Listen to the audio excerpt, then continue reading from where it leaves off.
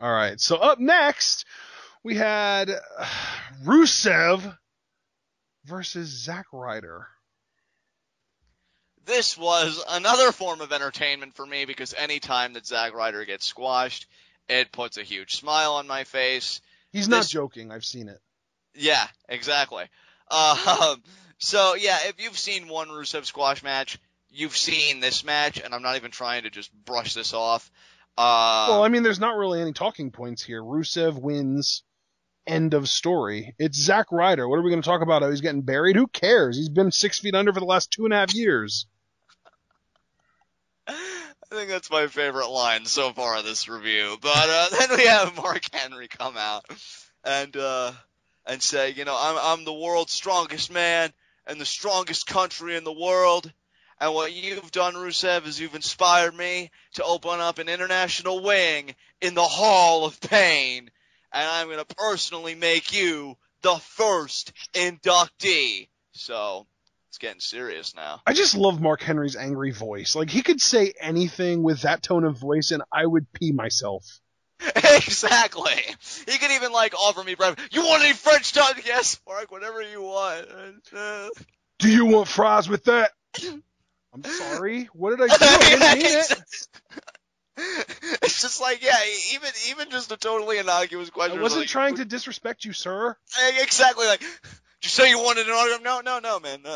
It's cool. I'll wait in the back. I waited 5 hours to get to the front. Oh, hey, is that a program? I'll sign that for you. No, I'm sorry. It's just Mark Henry is just so great at that natural intensity. Like, I never feel like... And to me, I think that the best part isn't even... I mean, obviously the best part's the voice, but I think that a really underscored part of it is his diction, because he speaks so slowly and deliberately when he is a heel that you have to latch on to every single word. And I think that the biggest thing was, like, the retirement speech when he was talking about how he's never had the WWE title. It was just like, there was something so somber about the way that he was speaking, and it's all in his diction and his voice, and it's just awesome. I love Mark Henry. He's awesome. He's the best. Mark Henry, his promo work, if anybody has ever questioned it, believe me, there were times in Mark Henry's career, everybody knows I watched in early to mid-2000s, and there were times I questioned his promo ability, this and that. He has really come into his own ever since the whole Hall of Pain gimmick, and just ever since. And that retirement... Summer 2011, man. The summer of Punk was also the beginning of the autumn of Mark Henry. Exactly. Abso-freaking-lutely. And that retirement promo, so good. And I'll still say... That was this past year. That was 2013. I didn't realize it was that recent. Yeah. Yeah, and you know what? Despite everything, I know it was John Cena. I know the programs that were focused on that year. I really wanted Henry to overcome Cena. It would have been so marvelous. But alas, we didn't get it. And you know what? Kudos to Mark, because he is looking so legitimate in this program right now that I think when Rusev beats him, it will be a big deal. Yep. And then after that, there's got to be no obstacles left. Rusev, to me, almost has to feud with Sheamus at this point for the United States Championship. And win his first title off of Sheamus, which again will be another big deal, because even though he's kind of slowed down a bit in his momentum, it's still freaking Sheamus, so I would still think that's a big deal as well. Yep. And yeah, Rusev is getting ready, I think, to really finish the year out strong, dude. Absolutely. I hope so. All right, now let's get to the next segment, which to me, and I know people are going to be like, what? This segment, not for the actual entertainment quality, because I don't want to get it twisted. This segment was really cringeworthy. But for the future implications, this was my favorite segment of the night. Stephanie McMahon, the Bella Twins, Paige, and AJ. Yeah. I absolutely hate that they are trying to work this Bella feud into the Divas Championship. I hate it. It's the worst. It was borderline heat of the night. It would have been heat of the night if we didn't have the no divas rule. But on that same note, this segment laid the foundation for an AJ Lee versus Stephanie McMahon feud that, if played out and slow burned in just the right way, could end up being a WrestleMania match. And I would love to see AJ hit Stephanie McMahon with a Shining Wizard in the face. I think you and everybody else, dude. It's and funny. on top of that, I've been calling for this literally since the first time we got a promo segment between Stephanie and Brie. Because I realized at that point, oh, wait a minute, all this interest, all this investment that we have in Brie Bella, and the WWE forgot that she doesn't actually have any charisma. AJ Lee, on the other hand, can actually keep up with Stephanie McMahon on the mic. Yes, she can. And really, I'm going to say it, I think she's better than Steph on the mic.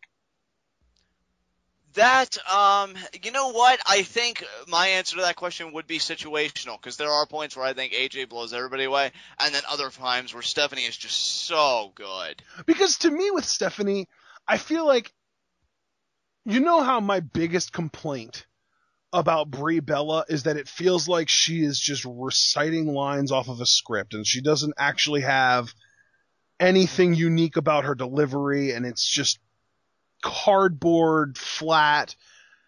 Stephanie McMahon just is an improved version of that. Like, Stephanie McMahon is great on the mic, but only because of the things that she says on the mic, not necessarily because of her delivery. And more with her delivery, it's more her facial expressions than her actual tone of voice and diction, which is something that I am a very big appreciator of, is a promo cutter with really good diction. That's one of the reasons I always loved CM Punk, and that's why Paul Heyman is the king of kings when it comes to promos, because of his diction. And we were just talking about Mark Henry's diction.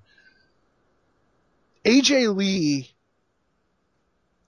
I don't want to give her too much credit, because at the end of the day, she basically just uses CM Punk's diction. But even her mimicking somebody else's diction is so much better than Stephanie McMahon's forced diction. Right. And what I find so hilarious about this development, because to set the scene so that we don't have this conversation without at least bringing it back to know why this discussion's even being had, Stephanie invites Nikki down to the ring, says, how much courage it has taken for Nikki to do the things that she's done. Nikki thanks her in kind, for liberating her and giving her this forum to do the things that she's been able to do, to call Brie out and reveal the truth about the Bella twins relationship.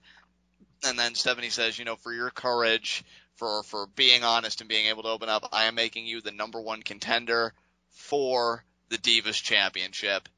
And then that's how all these other parties got That was involved. when AJ came out and she said, no, I have a rematch clause. It's not happening. And then Paige came out and said, all these puzzle pieces are in place except for, and I quote, the bloody Divas champion. So adorable. I love Paige. So fantastic. And you know what? I was getting ready to say at the start of this thing that it's just hilariously ironic to me that this development occurs right off of the heels of, because I feel like we had a very recent conversation about AJ and Stephanie. Yep. And I think you and I were a bit forlorn because we thought, well, I guess it's just not going to happen, or if it is, I guess it won't be for a while, because, Brie is, she's front and center right now with Stephanie. But this segment reignited my hope that AJ and Stephanie is a viable feud. In fact, you even went as far as to say that it's WrestleMania bound. Yeah, that it's going to go all the way. I genuinely believe that too. And you know what? I agree with you. I agree with you. Because when we look at the authority, it seems like the two pay-per-views now, it would be back-to-back at this point, where they really like to have a heavy hand, would be SummerSlam and now Mania. So Stephanie competed at SummerSlam. I could see her competing again at Mania. I think AJ would be a fantastic opponent. Because really my thing is, this is Paige's time. I don't even want to think about a Bella, and if I would, it would definitely have to be Brie, because I think she's just so much better in ring. Being the Divas champion, I want Paige to go on her run, and I feel like AJ, already by being the longest reigning Divas champion in history, she outgrew the belt. Hell, with all the stuff she did prior to really being an active participant in the division, I felt like she was beyond the belt even then. So, she's certainly beyond it now after having really done everything. I think a program with Stephanie is just really the next step up, if there really are any left, and I think that's certainly it. So. Exactly. like I said, this segment, just from an entertainment standpoint, it was okay.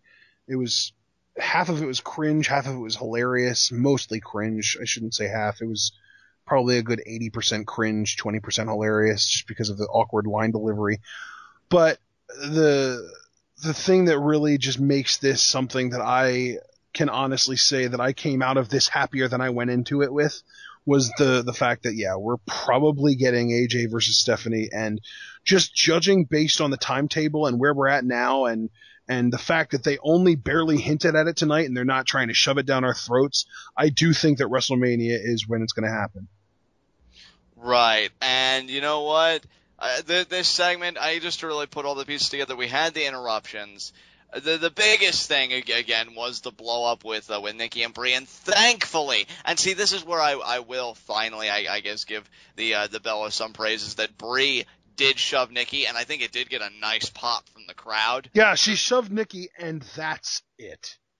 And that was disappointing, but you know what? If they are going to go the route of just micro acts of aggression, because Brie is still trying to reconcile her love for her sister, which is the anger she's feeling from this betrayal, I can do that. If this had been another week of her walking away and crying, I will tell you, I wouldn't have even cared. I would have broken our rule and made this a heat of the night, because it just would have gotten on my last nerve.